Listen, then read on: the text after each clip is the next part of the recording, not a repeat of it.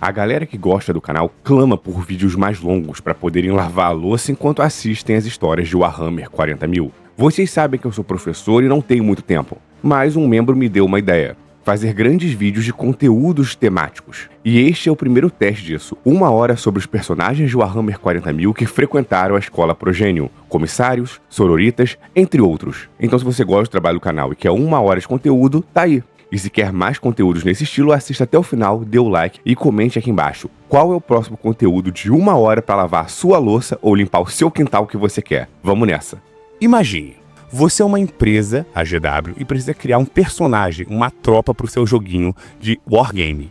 E é o Grimdark, ou em português, um soturno e sombrio universo, onde só tem treta. E você precisa de uma inspiração para um tipo de soldado, ou melhor, oficial que impede as tropas de recuarem. Ele tem que dar medo, ele tem que assustar. Então vem as suas inspirações. Quando você pega um comissário de propaganda soviético e junta com o oficial da NSPAD. É um show de bandeira amarela no YouTube. Inclusive, esse foi um dos motivos de eu ter que mudar o avatar do canal. Estavam achando que eu era apologista da União Soviética. Sério, eu recebi mensagem falando que parecia um uniforme de comissário soviético. Então, pelo risco deste vídeo ser restrito e menos pessoas terem acesso a esse universo maravilhoso de Warhammer 40.000, já deixa o seu like, clica aqui no Hypados e vamos falar sobre os comissários. E eu tô em semana de prova, então os vídeos serão um pouco menos editados, serão mais focados em um termo de podcast. Então pode aí ficar lavando sua louça ou fazendo sua série na academia, porque este vídeo será gordo. Os comissários são os oficiais direcionados à Guarda Imperial ou à Marinha Imperial. E o seu objetivo é manter a linha, impor a disciplina e a devoção ao imperador da humanidade. O comissário é um oficial de propaganda, ou seja, como era na história, ele é independente da hierarquia da Guarda Imperial. Ele é vinculado ao Departamento Monitorum, ao comissariado. Em uns vídeos mais específicos que falei sobre a administração imperial, já falei sobre o Departamento Monitorum, mas vou dar um leve resumo aqui para você. O Departamento Monitorum tem a função de manter a estrutura da Guarda Imperial. Eles criam e administram novos regimentos, fazem o treinamento das tropas, o fornecimento de equipamentos, suprimentos e transportes. E principalmente a logística que o Administratum, o braço administrativo do Império, usa para manter a máquina de guerra imperial rodando. O Administratum é o órgão maior, ele gerencia todo o Império do Homem na parte administrativa. E o Monitorum é um departamento focado na guerra. Enquanto o Administrator pode gerir organização de planetas, setores e tal, o Monitorum é focado na estrutura militar para a máquina de guerra imperial. Ele tem diversos escritórios, divisões e subdivisões. Um dia pode ser um vídeo focado só no Monitorum, mas vamos nos atentar aos comissários. Entre os muitos escritórios do Monitorum, a divisão administrativa, o corpo de engenheiros, o corpo de fiscalização de campo, o escalão de logística, tem o comissariado, ou também chamado de Officio Praefectus, em alto gótico.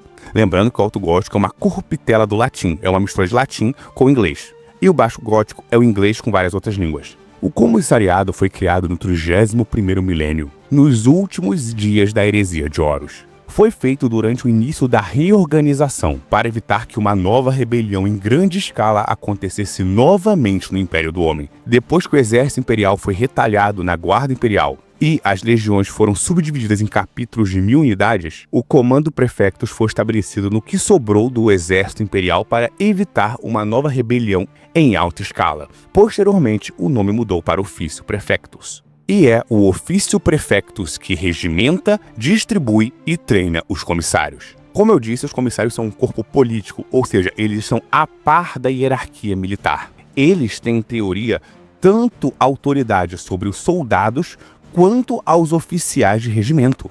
Eles têm o direito e o dever de executar imediatamente qualquer guarda ou oficial imperial que demonstre covardia ou incompetência em batalha. Mas a função principal de um comissário é a visão investigativa, uma espécie de juiz, investigador e inquisidor. Ele deve procurar para que os regimentos não abriguem cultistas do caos, cultistas do Genstealer ou os rouba-genes dos tirânidas, espiões do Império Tal, porque às vezes pode acontecer, e ou mutantes não legalizados e não sancionados. Ou seja, tudo que não for um ab-humano, um Ogre, um Hatling, que eu já fiz um vídeo sobre eles, está aqui no card. A maioria dos comissários vem da escola Progenium. Eles podem ser filhos de nobres do Império, que são inscritos na escola Progenium, ou órfãos ou pessoas que conseguiram por mérito entrar. Aqueles que são nobres e deixam seus filhos inscritos, eles pagam uma doação à escola, justamente para custear os órfãos e outras pessoas que não tem ninguém que poderia botá-los na escola. E Arik, por exemplo, ele veio desse jeito. Ele não foi patrocinado por ninguém. O comissário Arik, ele foi por mérito inscrito na escola Progenium. São várias academias administradas por missionários da eclésia. São escolas meio que públicas, meio que privadas, elas pertencem ao Império do Homem, mas recebem doações de nobres. É literalmente como se fossem as universidades medievais. Abrindo um pequeno parêntese, na Idade Média não tinha muita separação de público e privado, era tudo meio que uma mistura. A igreja, os estados nobres e os pequenos burgueses cooperavam geralmente nessas universidades, recebendo doações tanto da igreja, quanto dos senhores de terra, quanto do imperador ou rei da região, tanto quanto os burgueses. Era um local de busca de conhecimento. E aí cada grupo patrocinava mais o que precisava. Os burgueses patrocinavam mais nessas universidades escolas de administração e contabilidade. Os nobres, escolas de navegação e de guerra para formar soldados e oficiais. A igreja, escolas de direito, escolas de teologia, escolas de professores. A maioria dos professores vem da igreja. E no Império do Homem tem este paralelo, pois a GW se inspira muito na história do mundo real. E como vocês sabem, eu sou professor de história, fazendo aqui um jabazinho do meu canal de história, Arauto do Passado, momento jabá. Pelo menos eu não falei de Malau. Eu finjo que não percebo, mas tudo está sendo observado. Os alunos da escola Progenium podem ir para várias áreas. Podem se tornar oficiais das Stormtroopers do Império do Homem, as tropas de choque mais fortes, ou juízes, os adeptos árbitres, que têm a mesma função dos comissários geralmente, só que nos entes civis do Império do Homem, e não na Guarda Imperial. Praticamente os árbitros e os comissários fazem de forma parecida a mesma coisa, só que um é um juiz civil, o outro teoricamente é um juiz militar. Os comissários, os oficiais do Officio Assassinorum, que são a ordem de assassinos do Império do Homem, não necessariamente os executores, mas sim os que fazem os grandes planos de execução e assassinato. E os inquisitores. Os inquisidores fazem mais ou menos o que os comissários e os árbitros fazem, mais ligado aos Space Marines. Se fizerem parte da Ordo Heréticos, Ordo Maleus ou Ordo Xenos, eles supervisionam mais os Space Marines do que os Guardsmans, mas também podem supervisionar os Guardsmans. Lembrando que é por isso, o Império é extremamente feudal, compartimentado, tem redundância, tem tropas que fazem coisas específicas em locais específicos. E o corpo feminino geralmente se torna, além de todos esses que eu já citei, também adeptas sororitas, mas as melhores adeptas sororitas. Um fato interessante sobre adeptas sororitas que pouca gente sabe, adeptas sororitas é uma ordem maior. As irmãs de combate é um braço das adeptas sororitas. Elas também têm médicas, estudiosas, professoras e têm o braço de combate. Mas todas são adeptas sororitas, as filhas do imperador. Se quiser saber mais sobre as sororitas ou sobre a escola Progênito, o vídeo do comandante Arik, do comissário Arik, e sobre a era da apostasia, eu falo um pouco mais sobre elas, mas eu vou fazer em breve um vídeo futuro só sobre as adeptas, tá bom? Então, os comissários formados na escola Progenium são distribuídos em regimentos do Império do Homem. Todo comissário, sem exceção, defende o culto imperial. E como são humanos que vivem pouco, praticamente não existe comissário que seja afiliado à Verdade Imperial, a Imperial Veritas. Se você é novo do canal, você não sabe. Se você já é um membro veterano, você sabe. A Verdade Imperial foi a filosofia que o Imperador criou, que não existem deuses. Hoje, praticamente, ela não existe mais no Warhammer 40.000, no 41º milênio. Já o culto imperial foi o que veio depois, que vendo os riscos do caos e que os humanos se corrompiam ao caos, era melhor botar uma divindade para proteger a humanidade. E elevaram o Imperador, que estava no trono dourado, como um cadáver, a um título de uma divindade para proteger os humanos. Há muitos Space Marines e Custodes que ainda defendem a Verdade Imperial, mas praticamente todos os comissários defendem a fé imperial. Eles também têm sua própria hierarquia, começam como comissários cadetes, que estes recebem equipamento padrão da guarda e têm o objetivo de aprender com os oficiais comissários mais altos. Depois se tornam comissários de esquadrões de treinamento, onde eles são treinados e também têm o objetivo de treinar tropas do Império do Homem. Se eles passam por essas duas partes, vão para serem comissários júniors. Quando ele se torna um comissário júnior, ele já não fica mais em um conjunto de comissários cadetes, ele é designado a apenas um comissário titular, e este vai terminar o treinamento dele. O vídeo que eu fiz sobre o comissário Arik fala bastante sobre esse treinamento deles, como ele evoluiu. E após isso, o indivíduo se torna um comissário padrão, ou o comissário regular. A maioria dos comissários fica muito tempo neste cargo, e vários se aposentam neste cargo mesmo. Poucos conseguem ascender para os próximos 3 níveis do Império, mas aos poucos que conseguem tornam-se comissários capitães. O objetivo desse é arregimentar os comissários que ficarão nas tropas dos regimentos da guarda. Por exemplo, vamos fingir que eu e vocês que estão assistindo somos uma tropa do Império do Homem. Pertencemos a Cádia, ou a Macabia, ou a Krieg. Vamos fingir que nós somos um regimento de Cádia. Eu não vou falar de Catachan, porque Catachan tem o péssimo hábito de comer os comissários deles. Depois eu falo sobre isso no final do vídeo. Comer de forma literal, tá? Do jeito que Nurgle ou Khorne fariam, não do jeito que Slaanesh faria. Vambora, nós somos uma tropa de Cádia, eu e vocês. Eu sou o comissário e nós estamos no regimento. Vamos lembrar, caso você tenha assistido, o vídeo sobre a hierarquia da Guarda Imperial. Vamos fingir que você que está ouvindo o vídeo está em um esquadrão um pouco grande, de 25 a 30 tropas de guardas. Tem um sargento, 3 cabos e eu sou o comissário da nossa unidade. Nós temos que conquistar um ponto, nós vamos lutando, avançando e chegamos lá. Após alguns anos de serviço, o oficial já se aposentou ou morreu, você subiu ao cargo de sargento. Eu, por um milagre, mantive a nossa tropa sempre unida e não teve nenhum foco de heresia em 10 anos de serviço que estamos trabalhando juntos. O departamento Monitorum, orgulhoso do meu serviço, me promove ao título de capitão comissário. Eu saio do esquadrão, me torno um comissário capitão e designo um comissário para este esquadrão. Mas não só para esse, para vários outros esquadrões. Continuamos fazendo nosso serviço por mais de 10 anos. Você sobe de patente e se torna um coronel.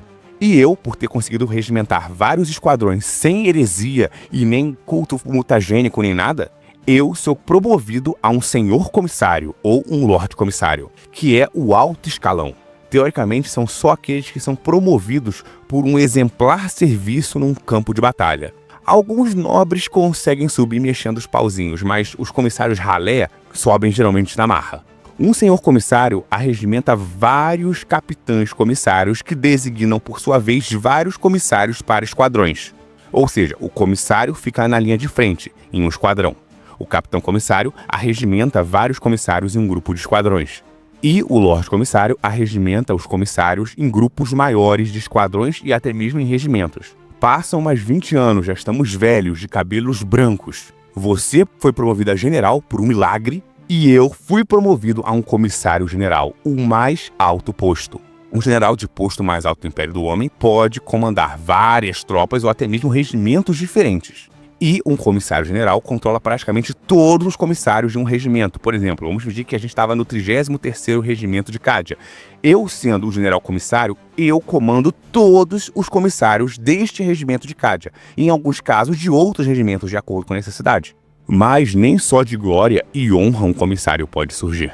Apesar do comissário do Império do Homem estar fora da cadeia de comando, e por conta disso pode tomar quase todas as medidas para sancionar prevaricação, corrupção ou covardia entre soldados ou oficiais de alto escalão, incluindo em alguns casos execução sumária, às vezes sua autoridade tem limites. Quando um comissário ultrapassa largamente a sua autoridade, pode dar problema. Um comissário de esquadrão nunca poderia executar um general. Seria um comissário-general que teria direito de executar um general da Guarda Imperial.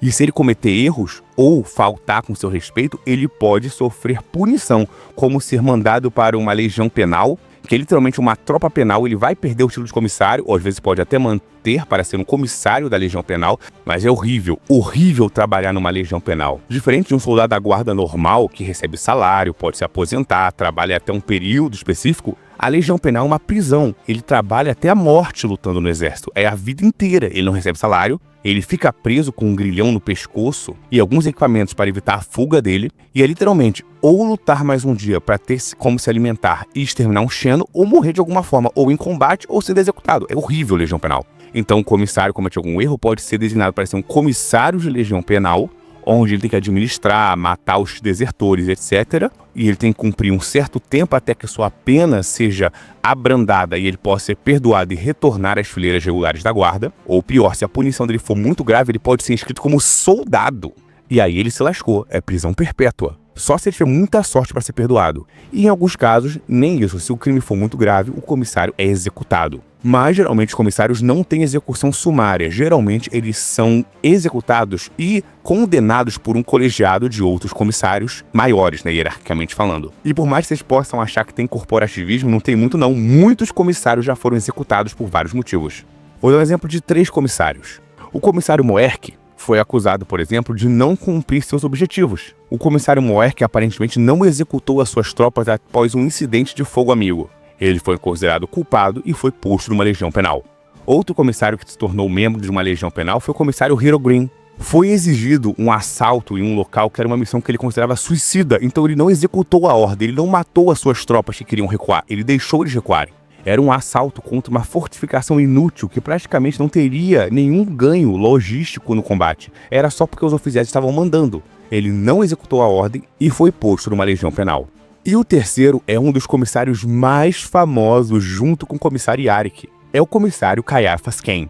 Ele já foi acusado de deserção, covardia, desrespeito, cooperação com o inimigo, apropriação indébita de recursos imperiais e várias outras. Só que como ele é muito eficiente nos combates, ele é um comissário que tem muita habilidade em suas tropas vencerem, tal qual o Yarick. Muitas vezes os processos dele são arquivados ou ficam rodando na burocracia. Ele também tem costas quentes. E por que dizem que ele tem costas quentes? Porque, na verdade, não se sabe muito bem quem são os pais dele, mas ele foi para a escola Progenitum. Ele não tinha boas notas, igual o Yarick, que era mais de nota. Não, ele tinha notas baixas para medianas. Ele só era bom em esportes, e ainda assim conseguiu passar.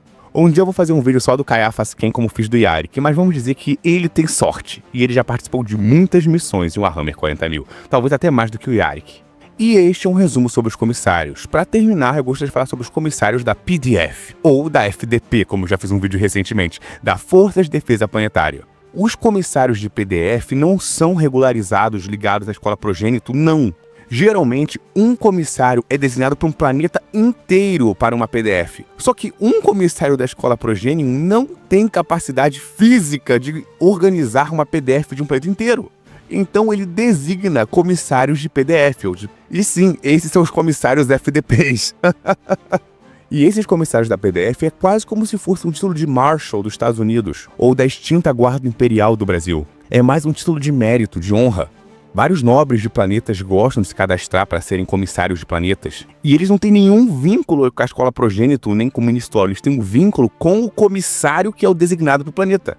Mas ainda assim eles não são muito respeitados. Por quê? Porque realmente o comissário que é mandado para um planeta, ele ou é um comissário velho, ou é um comissário que cometeu alguns erros disciplinares. Não é um local muito respeitoso. Então os comissários que vão olhar planetas da PDF não são os grandes comissários do Império. O Império do Homem de Warhammer 40.000 é verdadeiramente colossal. Em todos os aspectos que você possa imaginar, é gigante, com várias forças e redundâncias de poder. Já fiz vários vídeos sobre a administração imperial, sobre a eclesiarquia, sobre o administratum, sobre os Space Marines, as sororitas, a guarda imperial. Mas tem uma força, que ela é completamente independente. Foi fundada logo depois da terrível heresia de Horus, que eu já falei exaustivamente aqui no canal. Que uma vez que a verdade imperial foi, bem, como eu posso dizer sem ofender o imperador, como a Inquisição diria, uma mentira, foi necessário criar uma corporação que tivesse o objetivo de guardar a alma humana, evitar a corrupção do caos.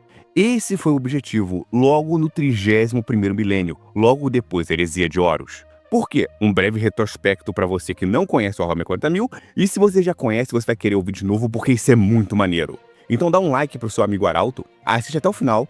Muito obrigado aos membros, graças a vocês que tudo isso acontece. E vamos falar do meme, mas que também tem um fundo de verdade, a Inquisição do Império do Homem, que ela está certa e errada ao mesmo tempo, e ela sabe disso. O Imperador da Humanidade, no 30º milênio, como nós todos já sabemos, criou a Verdade Imperial, Imperial Veritas, ou Imperial Truth, que dizia objetivamente que não existe deuses, que não há nada fora do racionalismo humano e que acreditar em qualquer coisa, além de na própria racionalidade humana, é um erro e deve ser punido. Entretanto, como os membros da Inquisição sabem, e todo o Império, após a queda do Imperador, percebeu, isso era uma mentira. Uma tentativa do Imperador de evitar que as influências dos poderes ruinosos do caos aumentassem. Mas deu muito errado. Os humanos não estavam preparados para a influência do caos, o que permitiu que Horus Lupercal, o filho favorito, caísse aos poderes ruinosos. Posteriormente, a verdade imperial foi substituída pela fé imperial, que essa sim está correta. Em Warhammer 40.000, a fé gera poder. De fato, isso reverbera no Warp, e mesmo que eles não saibam disso, isso aumenta o poder das pessoas. Por isso, o Imperador, o mais poderoso Psyker que já existiu, apesar de ser divinificado e dizer que não era uma divindade, cada vez mais se aproxima de um poder que pode, talvez um dia, elevá-lo a uma divindade do imaterial. Um dia vamos ter um vídeo só sobre isso, sobre o Starchild. Mas a Inquisição foi criada para evitar a heresia, evitar novamente que os poderes ruinosos conseguissem fazer uma rebelião em alta escala. A Inquisição tinha o objetivo de purgar essas células hereges. Mas um fato interessante, ela surgiu no 31º milênio, enquanto a verdade imperial ainda existia. Ainda era a filosofia majoritária do Império. Guilliman, Rogal Dorn, Leman Russ, todos eram os adeptos da verdade imperial, não da fé imperial. Então, inicialmente, a Inquisição foi criada para caçar religiosos, para evitar que novamente a heresia acontecesse. Olha que louco, uma Inquisição ateísta que caçava religiosos. Sim, aconteceu. A fundação real deles é envolvida em mistérios. E há pelo menos 2 histórias diferentes em torno de sua formação, mas na verdade há muito mais do que apenas 2. Mas a primeira e mais conhecida é que nas horas crepusculares antes do seu sepultamento no Trono Dourado, enquanto a Terra ainda estava sitiada pelas forças traidoras de Horus, o Imperador comandou Malcador, o Sigilita, o seu braço direito, a procurar homens de caráter, habilidade e determinação inquebrantável, para serem testados e treinados, para que um grupo de elite de investigadores pudesse ser encarregado de descobrir e impedir que novamente algo nessa escala acontecesse. Que deveriam ter o objetivo no futuro de evitar a quinta coluna, ou seja, um ataque interno no Império, do Alien, do Mutante ou do Herege. Malcador foi em busca destes 12 indivíduos e os apresentou ao Imperador momentos antes da batalha final no Espírito da Vingança. E se você ainda não conhece essa história, tá no link no card no final do vídeo, a história inteira da heresia de Horus, um resumo para você entender. Se você já conhece, você sabe do que eu estou falando. Prestes à batalha final, Malcador apresentou os 12 indivíduos ao Imperador. 8 Astartes e 4 humanos. Estes 8 Astartes tornar-se-iam os fundadores dos Grey Knights, os Cavaleiros Cinzentos, que eu já fiz um vídeo também aqui no canal. E estes 4 homens formariam os primeiros inquisitores, ou inquisidores, como você preferir. No português, tanto inquisitor de inquisitorial ou inquisidor de inquisição são possíveis. No português atual é inquisidor, mas você pode usar o termo de português arcaico, inquisitor. Direito inquisitorial e não inquisidorial. Eu poderia até abrir um parêntese aqui, professor de história chato, falando que o direito inquisitorial, apesar das pessoas criticarem muito, foi um avanço, porque a pessoa do juiz e do julgador não era mais a pessoa da vítima também, e tinha um advogado de defesa, era todo um progresso em comparação ao que vinha antes. E Arauto, foco na história, pelo amor de Deus! Peço perdão, eu divaguei por um momento. Eu estou velho, velho é complicado, me desculpe, vamos prosseguir. Estes Astartes, que depois fundariam os Cavaleiros Cinzentos, vinham tanto de legiões legalistas como legiões traidoras, mas eles abriram mão da sua lealdade ao primarca em defesa da lealdade do Imperador. Malcador, segundo a lenda, disse que estes homens, estes 8 Astartes e esses 4 primarcas, devido às suas habilidades paranormais únicas que vieram da urdidura e sua honra e defesa à verdade imperial, eram os mais adequados para combater os horrores que surgiriam recentemente advindo dos poderes ruinosos do caos. Apesar da identidade dos 12 apresentados ao Imperador pelo Malcador nunca tenham sido plenamente reveladas em um texto único e às vezes informações contradizem quem eram as pessoas presentes, e isso é proposital, porque uma história depois de 10.000 anos de uma sociedade secreta pode se perder um pouco, e isso faz sentido, mas alguns membros são abertamente conhecidos em todos os casos diferentes. Por exemplo, Gaviel Lochen, um dos grandes capitães dos Lone Wolves, que traiu Horus do Percal e se manteve leal ao Imperador. Já dos 4 homens que fundaram a Inquisição, tem-se um pouco de dúvida quem são, porque nas fontes dos Códex da Inquisição ou dos livros, como As Brasas do Império, eu vou usar como base o livro O Fim e a Morte, volume 2 e 3, que é o Fim da Heresia de Horus, lançado recentemente. Os 4 homens eram agentes de Malcador, e os seus nomes são praticamente impronunciáveis e não têm tradução oficial para o português, sendo eles Zaranshek Santos, Khalid Hassan, Sidósio Galent e Moriana Morhausen. Esses 4, segundo a lenda, foram os 4 fundadores da Inquisição. Eles e um séquito de outros humanos aliados fundaram, na lenda, a gloriosa Inquisição do Império do Homem. Já a segunda história é um pouco menos galante. Disse que logo após a morte de Malcador Sigilita e a prisão do Imperador no Trono Dourado, onde ele foi enterrado pela eternidade, Os 4 servos de confiança reuniram-se em segredo para discutir o que aconteceria a seguir. 2 acreditavam que o imperador poderia ser devolvido à vida. E os outros 2 acreditavam que era uma loucura e eles não deveriam interferir nos eventos que haviam ocorrido. Os 2 que fugiram se tornaram os ressurrecionistas, uma ala radical que queria que o imperador retornasse. E os outros 2 permaneceram, foram até o Senado Imperial desesperadamente para criar uma organização para combater todos os esforços deles, para evitar que o imperador ressurgisse, pois tinham medo dos poderes sombrios que poderiam tê-lo tocado. E a partir desses 2 que eram contra a ressurreição do imperador, a Inquisição foi formada. Não se sabe exatamente qual das 2 histórias são reais. A Inquisição, obviamente, conta a primeira história. E alguns grupos dentro do Império, principalmente os mais radicais e fanáticos dentro da Inquisição, contam a segunda história. Nesse primeiro momento, a Inquisição foi uma ordem unificada que do 31º milênio até a Guerra da Besta teve o dever de prevenir novas heresias. E eles investigaram, caçaram, exterminaram, mataram, torturaram. Entretanto, novas heresias em alta escala nunca mais ocorreram. Em certo ponto, apesar de ser independente, a Inquisição se dividiu em 2 ordens principais, a Ordo Xenos e a Ordo Maleus. A primeira tem o objetivo de caçar o Xeno e a segunda, o demônio. Acredita-se que após o Reino de Sangue de Gog Vendiri, que eu já falei em um vídeo aqui no canal, a Inquisição começou a dividir-se em várias ordos para evitar novamente que tivesse poder demais concentrado em uma pessoa só. Mesmo a Inquisição não tendo a obrigatoriedade de seguir a Eclésia e nem o Administrato, fato é que quando Gog Vendiri ou Vendaire assumiu o poder do Império naquela ascensão colossal que ele conseguiu durante o Reinado de Sangue, foi feito para evitar novamente que algo em uma grande escala de terror pudesse acontecer. E assim foi dividida em várias ordos. Para evitar ainda mais concentração de poder, a Inquisição foi dividida de uma forma que não possui hierarquia e nem liderança formalizada. Cada inquisitor, na prática, é livre para perseguir a missão de sobrevivência da humanidade da maneira que julgar mais apropriada. E isso, às vezes, dá ruim de um jeito que você não tem noção. As ordens ou ordos surgem ou se esfacelam com o tempo. Isso acontece porque os inquisidores podem mover-se livremente entre eles de acordo com seus próprios caprichos, julgamentos e convicções de uma ordem para outra. As ordos podem ser crescentes ou estar em crise prestes a existir ou apenas existirem no papel, mas não ter mais nenhum inquisitor que a torne relevante. A Inquisição tem 3 ordens maiores, ou as Ordos Majores, que são a Ordos Maleu, a Ordos Xenos e a Ordo Heréticos.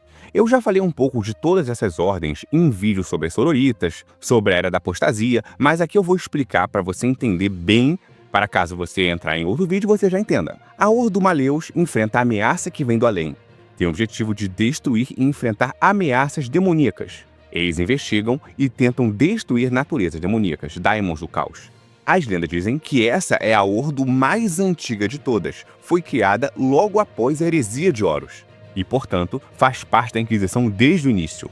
E quando houve a divisão da Inquisição após a Guerra da Besta, a Ordo Maleus manteve-se como o braço principal. A Ordo Maleus tem o objetivo, obviamente, de tentar evitar que demônios surjam e tentem fazer uma revolução novamente no Império do Homem.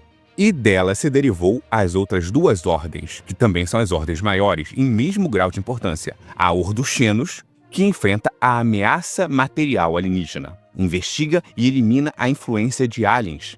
Eliminam na prática a quinta coluna. Tem o objetivo principal de enfrentar, por exemplo, rebeliões que seriam do Império Tal, pessoas que tornaram-se leais ao bem maior. Ou os cultos genstealers, ou rouba-genes, das tirânidas, ou tiranídeos, como preferir a tradução muda de acordo com o jogo às vezes, porque empresas diferentes traduzem os termos. E, por fim, saiu a terceira ordem, a Ordo Heréticos, que foi a última a surgir. Ela foi fundada após os acontecimentos que eu falei da Era da Apostasia, o Reinado de Sangue de Gog Vendiri, que tem o objetivo de investigar heresias à fé imperial, a mutação, o desonesto, os Psykers, qualquer um que possa se ligar ao caos. Com o surgimento da Ordo Heréticos, foi quando, de fato, a Inquisição tornou-se um órgão religioso. Lembra que eu falei que a Inquisição surgiu quando o Império ainda adorava a verdade imperial? Teoricamente, a Ordo Maleus e a Ordo Xenos ainda acreditavam na verdade imperial. tanto que caçavam demônios ou xenos. Apenas com o surgimento da Horda Heréticos e quando a religião imperial se consolidou, que as Ordos aos poucos foram abraçando cada vez mais a fé imperial, até chegar a um ponto que praticamente não existe mais inquisidores que sejam leais à verdade imperial, a Imperial Veritas. Quase 100% deles é leal única e exclusivamente à fé imperial. Porque, de fato, de forma incontestável, a fé gera poder e o Warhammer 40.000. Além dessas 3 ordens maiores, há várias ordens menores que podem estar ligadas às ordens maiores ou serem totalmente independentes. A Inquisição é tão complicada que até mesmo as ordens discutem entre si qual é a origem da Inquisição, como eles surgiram, para que eles foram criados, porque os segredos acontecem até entre eles mesmos. No atual momento, no 41º milênio, onde só tem treta, a Inquisição é uma organização completamente autônoma. Apesar de prestar respeito ao Adeptus Terra, tanto à Eclesiarquia quanto ao Ministorum, a verdade é que se você for ver o esquema de poder, a Inquisição é o único órgão que responde, teoricamente, diretamente ao Imperador e não aos altos senhores da Terra, e muito menos ao Senado Imperial. A Inquisição é imensamente poderosa. E apesar de ter tido muitos inquisidores que tiveram problemas e causaram incidentes catastróficos, a verdade é que eles conseguiram evitar uma nova rebelião em alta escala, como a Heresia de Horus, ou um novo reinado de sangue, como o de God Vendari. A Inquisição, na prática, tem o dever de escrutínio e policiamento de todas as outras organizações do Império do Homem, não respondendo, teoricamente, a nenhum poder superior, exceto ao Imperador, que está no trono dourado e não pode falar nada. E, infelizmente, por causa disso, acontecem excessos, erros e às vezes heresias até dentro da própria Inquisição, que são abafadas e caçadas pelos inquisitores legalistas. Acredita-se que a Ordo Heréticos elevou a força da Inquisição justamente para contrabalançar o poder do Ministorum, que eu já fiz um vídeo sobre a época das Sororitas e God Vendari, que ao passo que o Administrator, o lado laico do Império, foi perdendo força, o Ministorum foi ficando cada vez mais forte. E a Inquisição foi elevada a ter mais força para tentar contrabalançar o Ministorum. O direito inquisitorial e o Warhammer 40.000 é mais ou menos inspirado no direito inquisitorial do nosso mundo real. O inquisitor, ele é o investigador, o acusador e o juiz, podendo lidar com todas as ameaças potenciais ao Império do Homem. E, teoricamente, eles deveriam fazer um julgamento com jeito de defesa antes de aplicar a pena. A única diferença é que o inquisitor tem o papel de acusador e de juiz, diferente do direito acusatório, em que o promotor ou o investigador não é a mesma pessoa do juiz. Mas é fato que alguns inquisidores nem dão direito a julgamento, eles só atiram e acabou. Mas os que fazem o trabalho corretamente, eles levantam provas, investigam heresias, fazem um julgamento público dos acusados ou do acusado, permitindo que o acusado se defenda ou tenha um defensor em sua parte. Por exemplo, parece um pouco de loucura, mas em alguns casos, os guardas que foram investigados pela Inquisição tinham justamente como advogado de defesa os comissários da Escola Progenium, porque teoricamente é um indivíduo independente dentro das forças do Império do Homem que poderia ser um advogado de defesa. Mas claro, isso depende muito do Inquisitor. O Inquisitor só pode ser separado por outro Inquisitor, pelas suas próprias convicções morais, ou quando alguém mais forte fala, eu não vou fazer isso. O Inquisitor Drogan já tinha sido morto e ele estava sendo corrompido e controlado pelos poderes do caos. Se alguém tivesse percebido que ele era apenas uma casca vazia, quando ele começasse a agir estranho e falasse, eu não vou seguir sua ordem e atirasse nele, pronto. Não seria legal, ele seria julgado, como o Titus foi julgado depois, Warren seria executado, mas a verdade é que a lei advém da força. E a força, meus senhores, como diria a Tropa de Stellaris, é a autoridade suprema da qual todas as autoridades derivam. Mas dando uma quebrada aqui do tema sério e polêmico, vamos falar de alguns inquisitores que eu acho muito interessantes, como um dos maiores inquisitores que já foi criado, o inquisitor Clouseau Sherlock Obi-Wan. E sim, ele é um meme, veio da primeira edição do Warhammer Fantasy, o Rogue Trader. E teoricamente ele pode não ser mais canônico ou só ser um personagem esquecido. Mas, teoricamente, os nomes Clouseau, Obi-Wan e Sherlock poderiam existir em Warhammer 40.000. Então, mesmo que ele não seja mais canônico, porque ele estava lá na primeira edição, lá no Rogue Trader e já estamos na 10ª, teoricamente seria possível que houvesse um inquisitor chamado Clouseau, Obi-Wan, Sherlock. Inclusive no vídeo que eu fiz, se o Warhammer ainda é uma sátira, ele tá lá estampando a capa. Esse vídeo foi muito bom, pena que ele flopou. E para encerrar, vamos falar dos 2 ramos principais da filosofia inquisitorial. Lembra que eu disse que eles são autônomos? Por conta disso, a forma de pensar varia muito. Há vários ramos e facções dentro da Inquisição, mas em questão filosófica, há 2 grupos principais, ou 2 escolas de pensamento principais, os puritanos e os radicais. E antes que você me pergunte, provavelmente eu seria um inquisitor puritano, tá? Eu seria da ordem conservadora. Os puritanos são uma facção política e filosófica mais conservadora da Inquisição. É de suma importância que a doutrina seja mantida. E muitas vezes eles mesmos são os que perseguem os inquisitores que são considerados heréticos. A maioria dos puritanos tenta fazer um julgamento antes da execução, mas não necessariamente, pode haver puritanos que simplesmente atiram. As principais linhas de credo dos puritanos são acreditar, por exemplo, que o imperador tem um grande plano e ele está se desenrolando como deveria. Mesmo que o império esteja em decadência há 10 mil anos, o plano seria esse. Acreditam geralmente que o império, e somente o império, deve ter permissão de existir.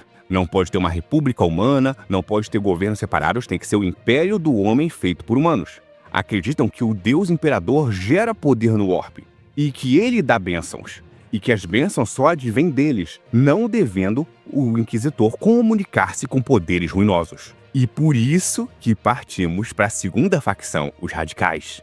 Eles são uma facção majoritária, política e filosófica. Eles acreditam, em via de regra, que os fins justificam os meios, e que eles têm que destruir o caos, e o império tem que sobreviver de forma que for possível. Muitas vezes eles tentam combater fogo com fogo, por exemplo, usando armamento xeno, coisa que os puritanos nunca fariam. Usando poderes do caos, usando ferramentas imbuídas de hospedeiros demônios. Ou cometendo outros atos considerados heréticos por seus irmãos mais conservadores, com o objetivo de chegar a um fim maior, salvar a humanidade. Pois eles acreditam que o Império está sucumbindo e que o plano do Imperador está dando errado e que eles têm que ajudar o Imperador a tentar evitar a condenação da humanidade da forma que for possível. Muitas vezes isso acaba dando errado, eles acabam sendo corrompidos, tornando-se caóticos, fazendo filosofias obscuras. Por exemplo, acreditando que os xenos e os impuros são totalmente condenatórios, mas o seu uso é necessário para superar os inimigos da humanidade. Acreditam que a pessoa pode ter resistência a possessões do poder do caos de forma voluntária, coisa que é bem improvável de acontecer. A resistência geralmente é uma coisa natural e treinada, não de forma voluntária. Inclusive, os grupos mais radicais dentro dos radicais que acreditam de forma convencida que a ascensão final do imperador só virá com a sua morte e que eles estão planejando uma forma de enganar os custodes e matar o imperador para que ele possa ascender e retornar. Só que, como eu disse, não se tem certeza disso, porque desde o nascimento de Slaanesh e o imaterial ficando mais complicado, o retorno de perpétuos ou de qualquer alma vinda do imaterial novamente é muito improvável, porque ele pode ser devorado. Então os conservadores que tentam manter o cadáver do imperador, por um lado, têm razão, porque não há garantia que, mesmo ele ter sido o Psyker mais poderoso que já existiu, que ele possa voltar agora. O mundo de 40 mil não é o mundo de 30 mil, nem de 20 mil, nem de 10 mil. As coisas mudaram e degeneraram muito. Por isso que alguns acreditam que em um mundo louco cabe um pouco de moderação e conservadorismo. E outros acreditam que em um mundo insano você deve ser o mais insano possível. E esta é a famigerada e famosa Inquisição, uma das forças mais interessantes do Império do Homem. Se você gostou desse vídeo, por favor, inscreva-se, curta e comente e vire membro. Graças aos membros, a gente continua fazendo esse trabalho. Muito obrigado, até a próxima. Aqui é o Arauto. E lembre-se, o Imperador protege, mas um burro ter carregado ajuda. E se você chegou até esse momento, eu sei que você assiste o vídeo até o final, então me diz aí. Este vídeo foi feito sem um roteiro totalmente escrito e lido, como eu costumo fazer. Eu escrevo o texto inteiro e vou lendo. Neste eu botei só os tópicos e fui narrando os tópicos de uma forma mais desenvolta, botando uma piadinha aqui ou ali. Qual dos dois jeitos vocês acham mais interessante? Um vídeo totalmente scriptado, inclusive as piadinhas scriptadas, ou um vídeo um pouco mais espontâneo como este? Por exemplo, o Malau não apareceu aqui, porque eu não fiz ele aqui, eu não botei ele no texto. Me diz aqui embaixo se você gosta do canal e assiste até o final. Valeu! Sebastian Yarrick. Eu já falei dele, mas é um vídeo tão velho que nem está mais no canal. Está na hora de recontar essa história do comissário que se tornou um orc. The Old Bailey E. Não tem uma tradução oficial para o português para esse termo. Seria algo como o velho olho maligno. Ou, como Gaskul Mag Uruk-Tarak, o grande warboss orc gosta de chamá-lo, The Only Yumi No Fight. Ou, em português, o único humano que sabe lutar. E é dele que vamos falar hoje. Então, se você puder, inscreva-se, curta e comente. Ajuda demais o canal. E se você puder, hypeie o vídeo. Isso faz com que mais pessoas conheçam este incrível mundo de Warhammer 40.000. As fontes desse vídeo são a Wiki, o Lex Canon, o episódio Old Bailey A, da antologia Hammer and Bolter de Warhammer 40.000. Recomendo que assista, uma série muito boa. E dos livros específicos sobre Yarrick, como os Códex da Guarda e alguns contos como o Sobrevivente e os Destroços. Então, vamos lá. Sebastian Yarrick, muito conhecido pela fanbase engraçadinha de Warhammer 40.000 como Tião Yarrick, ou Bastião. Ele nasceu numa pequena comunidade no planeta Taos 3, ou Taos 3. Seu nome de batismo era Sebastian Vardin. Ele foi criado por seu avô, um homem rígido, às vezes um pouco turrão, mas atencioso com o jovem. O avô de Yarrick era um sargento da Guarda Imperial. Não só um sargento veterano. Sobreviveu tempo bastante para se tornar um veterano. E foi com seu avô que Yarrick aprendeu a arte do combate e da sobrevivência. Foi próximo ao aniversário de 7 anos que um grande exército de orcs invadiu Taos 3. Eles atacaram o planeta e massacraram tudo.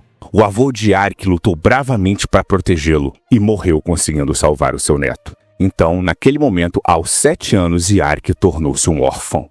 Yarrick passou 3 anos sozinho naquele mundo, sobrevivendo nas florestas e colocando armadilhas para matar os Greenskins, os Peles Verdes. Quando finalmente os reforços imperiais chegaram e encontraram Sebastian, ao encontrar o garoto, perguntaram o que aconteceu. Ele não falou muito, e quando perguntaram seu nome, ele disse Sebastian Yarrick. Ele adotou o nome Yarrick em homenagem a seu falecido avô. E agora, com 10 anos e órfão, Yarrick estava pronto para se tornar uma lenda entre os Peles Verdes. Ele foi levado para a Escola Progenitum. A Escola Progenitum é uma rede de escolas mantidas pelo Império, custeadas pelo Adeptus Ministorum, que são deliberadamente construídas em regiões remotas e isoladas em seus mundos, para garantir a segurança das instalações. É um local de ensino extremamente rigoroso e treinamento muito firme, feito para criar comandantes para o Império do Homem, principalmente inquisitores, comissários, algumas irmãs de batalha em níveis mais altos e outros indivíduos importantes para a hierarquia militar do Império.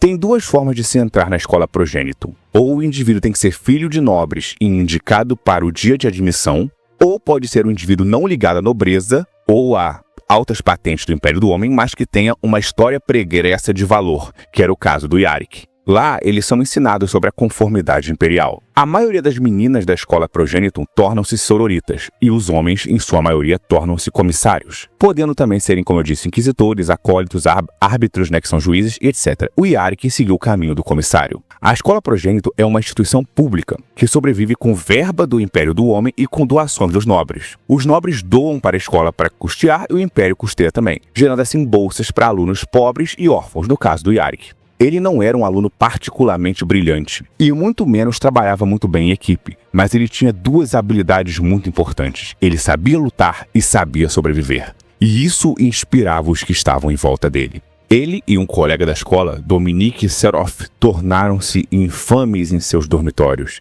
Dominique tornou-se um dos maiores rivais de Yarrick como comissário, pois ambos foram aprendizes do lendário comissário Simeão Raspe.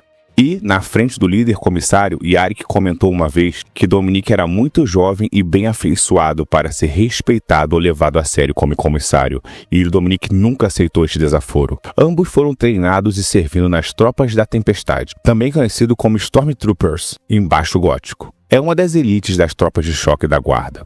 Yarick liderou várias companhias como comissário em várias batalhas e campanhas, sempre sendo muito temido e muito respeitado por seus soldados. A sua carreira não era brilhante, cheia de louros e memórias e medalhas, mas todos que trabalharam com ele respeitavam a sua força. Ele fez uma carreira comum durante esse caminho todo e já com certa idade acabou caindo numa situação muito complicada que foi praticamente uma das suas batalhas mais difíceis.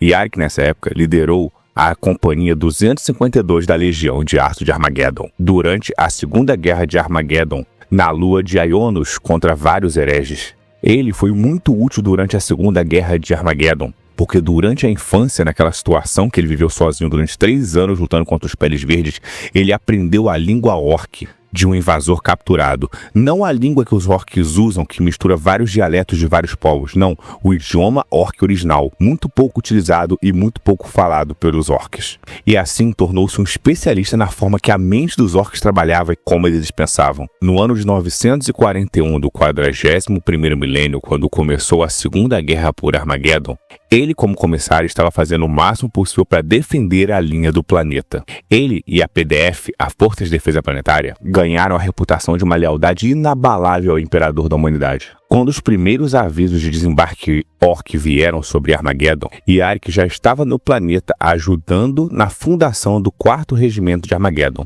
Ele rapidamente observou o Ghazghkull, que era um dos senhores da guerra mais astutos e tenazes que ele já tinha conhecido entre os orcs. O Yarick ordenou aos astropatas para enviar um pedido de reforço, mas Hermann von Strabes, o inepto senhor de Armageddon, insistiu que eles tinham capacidade de lidar com aquilo sozinho e baniu Yarick para a Colmeia de Hades como uma punição por ele tentar contornar a autoridade do Lorde e avisar as forças do Império sozinho. Von Strabes estava gravemente enganado, eles não tinham condições de enfrentar aquilo sozinho. E sob sua liderança incompetente, o planeta caiu pouco a pouco até que os orcs chegaram até a cidade de Colmeia de Hades, onde estava o Yarick.